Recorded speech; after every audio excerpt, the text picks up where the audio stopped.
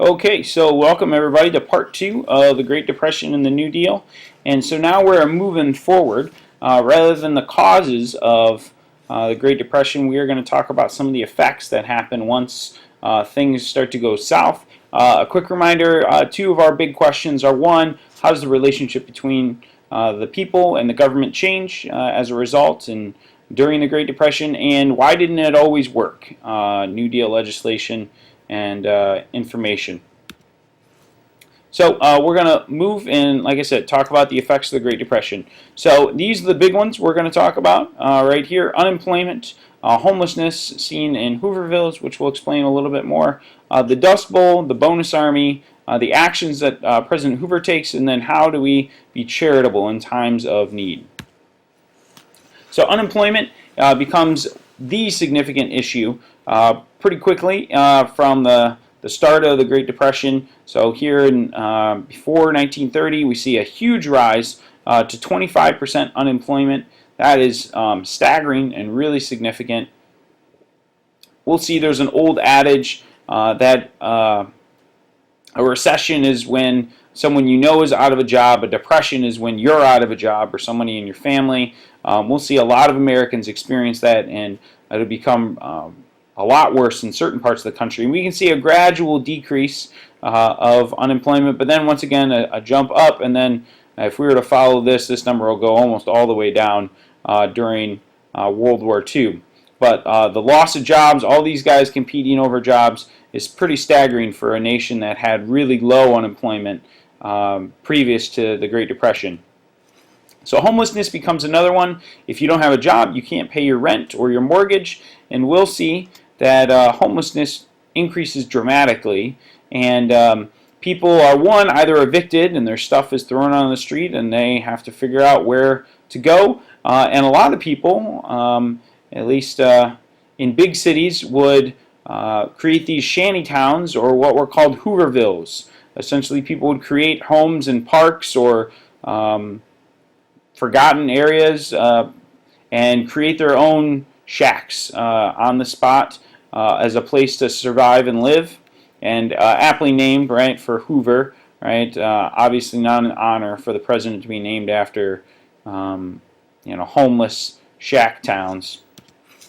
Additionally, we'll see that another issue was the government owed some Americans money. They had promised veterans of the First World War a bonus in 1945. We'll see that they said that they would pay them some money as a result of their service and serving their country and winning the war, right? And veterans remember that, and when they're broke or in desperate need of money, they march on Washington and protest and demand that money now. Because they're in need of it now and not in 1945. And they were dubbed the Bonus Army. And we'll see 43,000 protesters arrive and flood Washington.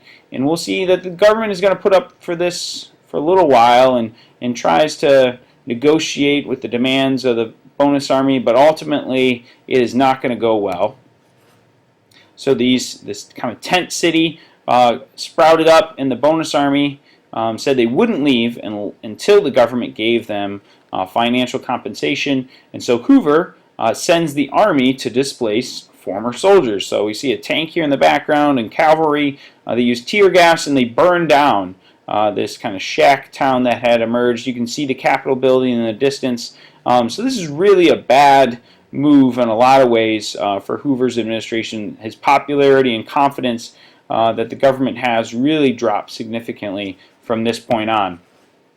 We can see sometimes when it rains it pours, and here it didn't rain at all is the problem, is a dust bowl starts to emerge at the same time the country is struggling here in the heart of the Great Plains and towards the southwest. We'll see that what had happened is people had used really poor conservation efforts, and farmers overproduced crops, and there wasn't a lot of rain. There was a drought which caused massive soil erosion. So we can see all this is dirt essentially kicked up by the wind because there was no kind of grass or trees or crops to keep the ground cemented in when storms came. And we can see all these states are affected in some way, and all these are mostly agricultural states. So it was a bad deal for this part of the country, but obviously it affects the country in a whole. And a lot of people, as their farms were just ruined, or their livelihood or their small town where they lived, they picked up and left. A lot of internal migration happens here as a result of the Dust Bowl. A lot of people go west in hopes of finding jobs in the West Coast farming or working agriculture because that's kind of where their experience was. But often they were unwelcomed and faced a lot of hardships on the road, but also once they got to these areas where they thought they could scratch out a living. But it's interesting, if we were alive in 1928, most Americans were pretty excited about Hoover. Republicans and Democrats, which is hard to believe in our time, but he was known as the Wonder Boy. He was in the Department of Commerce during the 20s in the boom, and people really thought that he would really continue this prosperity. People had a lot of confidence. He didn't necessarily come across as all that personable, but as long as the dollars and the prosperity were flowing, people were maybe less concerned about who was in the White House. And he had very conservative economic approaches, that governments shouldn't regulate, and that business should regulate themselves, and that government interference really makes things worse. This is what's called laissez-faire economics, but essentially where the government doesn't interfere and lets things just kind of take their course. So if somebody's cheating in the marketplace, right, and breaking the rules, we'll see that the assumption would be that other people wouldn't want to do business with cheaters, and so the market would take care of themselves. If a company overproduced too many goods or had some kind of other problem, that it would go out of business and another company would spring up to take its place. And so it's kind of a natural change is his philosophy. And he also promoted this idea of rugged individualism, which is a term you should know, and really opposed what was direct relief. Said he was not going to give money or paychecks to people who were in need. He was not about that. He also, to some degree, with a lot of, I don't know, it's a pretty honorable thing that he cut his own salary by 20%. Now, some people would say that should have been more, but nevertheless, setting the right example for a lot of rich business leaders at the time. And he urged that state and local government should be the one acting, that the federal government's role isn't to do that. And he said that the Depression is really a local problem, and it should be solved locally. And so all these things really help to clarify why Hoover is not going to act, at least initially, in an aggressive manner with the Great Depression. We're going to see, though, that he does try some things to what's called prime the pump, but essentially stimulate and encourage the economy. He'll cut taxes, which is kind of a favorite of the Republican playbook. He'll start to act and create what's called public work programs. He'll encourage voluntary cooperation between business and government, and he'll try to give money to banks. So we'll look at those in a little bit more detail.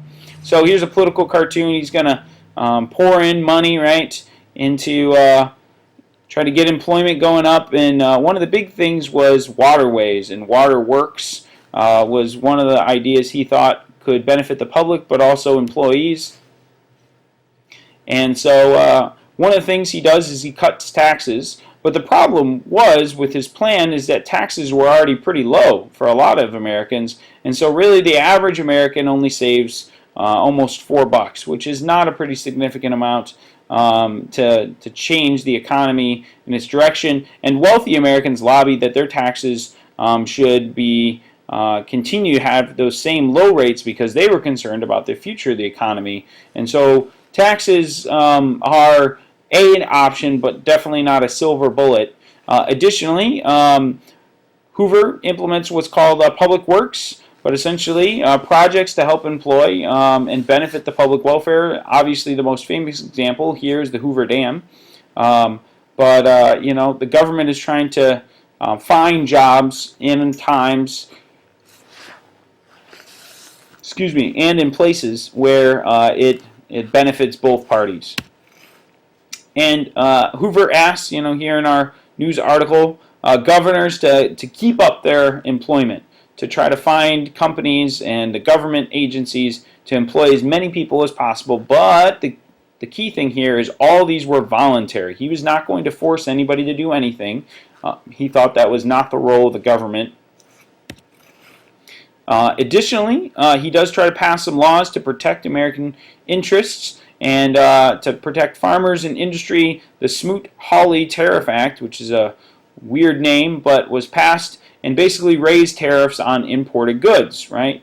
The result, though, was not good. It's what's called a trade war. But essentially, other nations did the same thing. They said, well, if American goods are going to be, or French goods are going to be expensive, then we'll make American goods expensive. And so we can see this is a good chart here, right? Kind of the great plunge down as far as the number of world trade significantly decreases here from 1929 to 1933, and this makes matters probably even worse.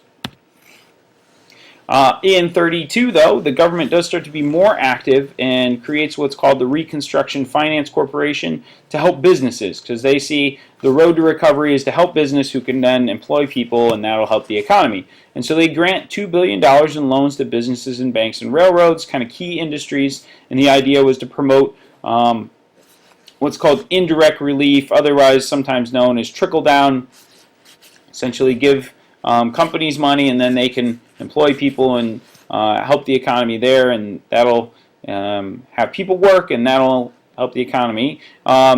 In 29, though, there were 2 million people who were unemployed. By 32, though, when this law was passed, there were 12 million people out of work. And that, in essence, kind of is summed up as too little, too late. Certainly more action than any other president up to this point has taken with any economic depression, but still lacking a lot of the early action that was probably needed to change up. Additionally, some other things, the Boulder Dam was created. We all know about the Hoover Dam, but this helps get water and power, electrical power, to California to help with crops. And the Federal Home Loan Bank Act was created to lower mortgage rates for homeowners and allow farmers to refinance their loans. But once again, these were not silver bullets. This was not going to turn around the situation. Additionally, Hoover held a great hope in religious and private charities, that people would meet each other's needs and that they would take care, and really the people who were most affected were children, the sick, and the old. And so we can see lines of soup and bread, people standing out. I believe this picture is Christmas Day, so that's a bit of a bummer, waiting in line for some bread. So here's a kind of a sum up. Hopefully you can see that some of the effects, not all of them certainly, but for our purposes, the ones we talked about today, unemployment, homelessness, the Dust Bowl, Bonus Army, how Hoover acted, and charity. So hopefully you can recall some information about that, and additionally some terms that you should be familiar with, be able to define and work with. So that is it, guys. Please have a good one. I'll see you later.